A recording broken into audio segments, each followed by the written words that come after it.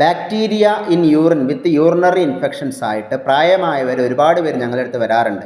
Hi, ഞാൻ doctor Sreejoy Gangadhar, consultant ഹോമിയോപ്പതാണ്. പ്രായമായവരിൽ കണ്ടുവരുന്ന ഒരു പ്രധാനപ്പെട്ട ബുദ്ധിമുട്ടാണ് bacteria in urine with urinary infections. ചെറുപ്പക്കാരിലാണെങ്കിൽ അതിന് പ്രധാന കാരണം അക്യൂട്ട് ബാക്ടീരിയൽ ഇൻഫെക്ഷൻസോ അല്ലെങ്കിൽ വൈറൽ ഇൻഫെക്ഷൻസോ അല്ലെങ്കിൽ അക്യൂട്ട് യൂറിനറി ഇൻഫെക്ഷൻസോ ഒക്കെ ആവാം.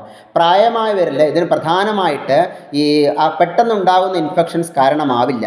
ഏജ് റിലേറ്റഡ് ആയിട്ടുള്ള ശാരീരിക വ്യതിയാനങ്ങൾ, പ്രതിരോധശേഷി കുറവ് കൊണ്ടുണ്ടാകുന്ന അസുഖങ്ങൾ, എക്സാമ്പിൾ ഈ ഡയബറ്റീസ് പോലുള്ള അസുഖങ്ങളിൽ, അല്ലെങ്കിൽ പുരുഷന്മാരിലാണെങ്കിൽ പ്രോസ്റ്റേറ്റ് ഗ്രന്ഥി ഉൽപ്പാദിപ്പിക്കുന്ന പ്രോസ്റ്റാറ്റിക് ഫ്ലൂയിഡിൻ്റെ ബാക്ടീരിസൈഡൽ ആക്ഷൻ, അതായത് ബാക്ടീരിയയെ കൊല്ലുന്ന ടൈപ്പ് ആക്ഷൻ ഇല്ലാതാവുന്നത് കൊണ്ടും, സ്ത്രീകളിൽ ഈസ്ട്രോജൻ എന്ന് പറയുന്ന ഹോർമോണിൻ്റെ അഭാവം കൊണ്ടും ഈ യൂറിനിൽ ബാക്ടീരിയ കാണാം.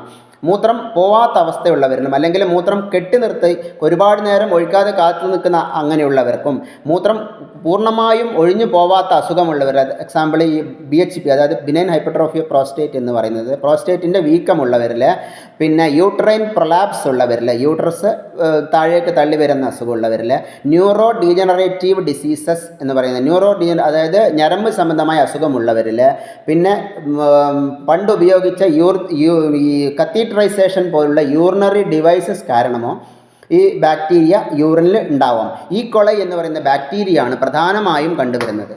വൈറ്റമിൻ ഡി കാൽസ്യം സപ്ലിമെൻറ്റേഷൻ ഒരുപാട് കാലം എടുക്കുന്നവരിൽ വൈറ്റമിൻ ഡിയും കാൽസ്യവും ബ്ലഡിൽ കൂടുതലാവുമ്പോൾ ഹൈപ്പർ വൈറ്റമിനോസിസ് എന്ന് പറയുന്ന ഒരു അസുഖം ഉണ്ടാകും. അതിനോടൊപ്പം തന്നെ ഇങ്ങനെ ഹൈപ്പർ വൈറ്റമിനോസിസ് ഉള്ള അസുഖമുള്ളവരിൽ അല്ലെങ്കിൽ ഒരുപാട് കാലം വൈറ്റമിൻ ഡി കാൽസ്യം സപ്ലിമെൻ്റ് എടുക്കുന്നവരിൽ യൂറിനിലും കാൽസ്യം കാണും. അപ്പോൾ ഈ യൂറിനിൽ കാൽസ്യം ഉണ്ടാകുന്നത് ബാക്ടീരിയ വളരുന്നതിന് കാരണമാവും. അപ്പോൾ ഈ പെട്ടെന്നുള്ള ഇൻഫെക്ഷൻസോ അല്ലെങ്കിൽ എമർജൻസി സിറ്റുവേഷൻസോ ഒന്നും അല്ലെങ്കിൽ ബാക്ടീരിയ ഈ വൈറ്റമിൻ ഡി കാൽസ്യം സപ്ലിമെൻറ്റ്സ് ഒരുപാട് കാലം എടുക്കുന്നതിന് പകരമായിട്ട് ഹോമിയോപ്പതിയിൽ അവൈലബിൾ ആയിട്ടുള്ള വൈറ്റമിൻ ഡി അബ്സോർപ്ഷൻ ടാബ്ലറ്റ്സ് കഴിക്കുകയും അതോടൊപ്പം തന്നെ യൂറിനറി ഇൻഫെക്ഷൻസിനുള്ള മരുന്ന് കൊടുക്കുകയും പ്രിവെയിലിംഗ് ആയിട്ടുള്ള ആദ്യം ഉണ്ടായിരുന്ന അസുഖങ്ങളെ കൺട്രോൾ ചെയ്യുകയും ഡയറ്റ് കൺട്രോൾ ചെയ്യുകയും ഹൈജീൻ കാത്തു സൂക്ഷിക്കുകയും ഒക്കെ ചെയ്തു കഴിഞ്ഞാൽ നമുക്ക് ഈ യൂറിനിൽ ബാക്ടീരിയ ഉണ്ടാകുന്ന ഈ അവസ്ഥയെ പ്രതിരോധിക്കാനും അത് ഇല്ലാതാക്കാനും രോഗം മാറ്റിയെടുക്കാനും സാധിക്കും.